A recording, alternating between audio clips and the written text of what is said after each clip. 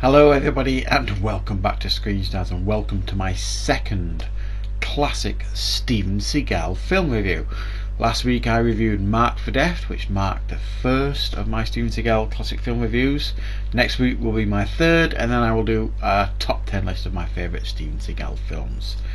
And the film I have chosen to do this film review this time on Steven Seagal is the 1991 action police film Out for Justice, a film that is directed by John Flynn, and obviously it stars Steven Seagal, and we have William Forsythe.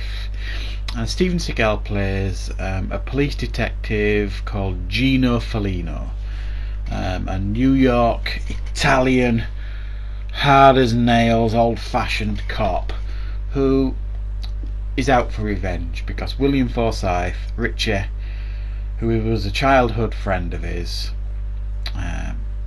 ends up killing his partner and best friend. So this film essentially then is Steven Seagal chasing William Forsythe's character down for the rest of the film before he leaves town. And there's mob connections going on throughout the film. There's all this childhood history between them all that's coming to the surface.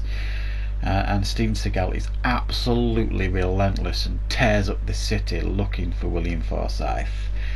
And that is the very basic premise of this film. A very, very simple film, very simple revenge film, but it's executed really quite well.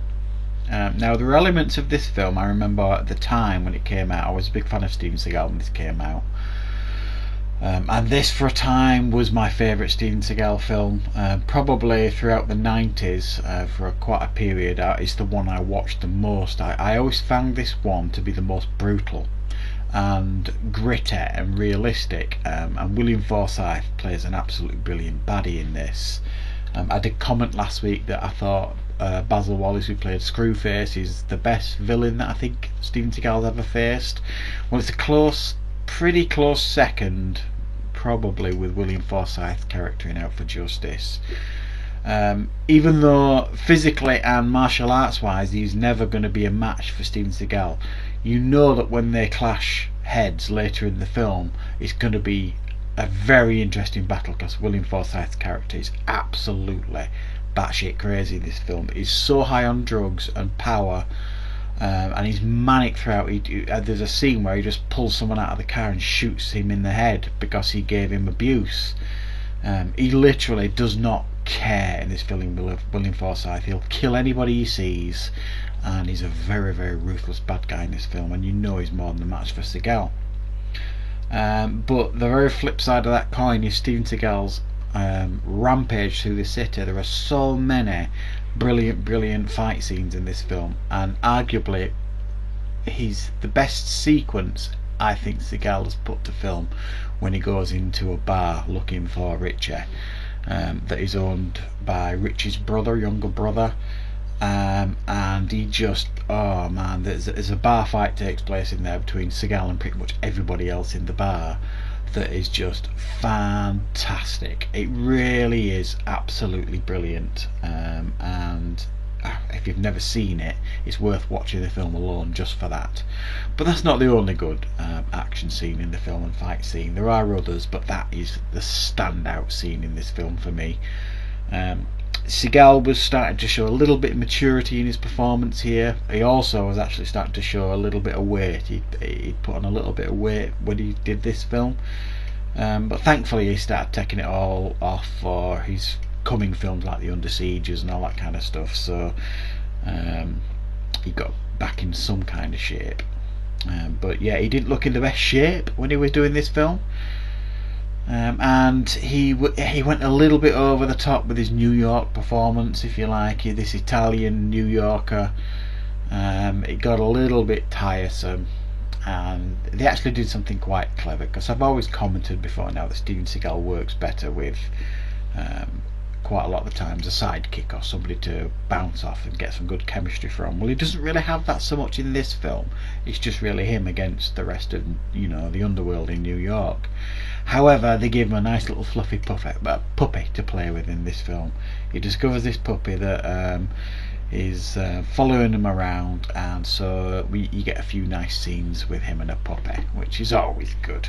And there's an iconic scene at the end of the film with this guy that Steven Seagal takes care of, with the puppy involved and stuff as well. That's pretty iconic as well if you've seen this film. So this for me is a very, very strong Steven Seagal film. It's very, very watchable. The weakest part of this film for me is the mob stuff. I don't know why they kept including it into his films. Most of his films, like the Above the Law stroke Nico films and others that he's done, there was always this mob connection.